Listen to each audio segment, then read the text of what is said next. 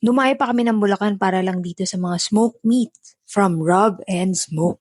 Located nga pala sila sa Malolos, Bulacan. All their meats here are smoked low and slow, as in 12 to 16 hours na nasa smoker nila yung meat. Kita nyo naman ang laki ng smoker nila dito. Ang nice din ng loob ng resto and very spacious din naman.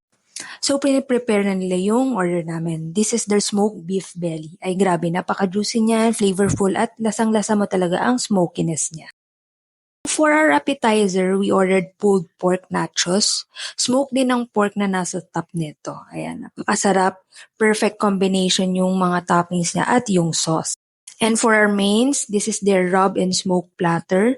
It has smoked beef, pork ribs, pulled pork, smoked sausages, burnt and candies, and on the side naman are mac and cheese, crushed potatoes, and coleslaw. Ayan.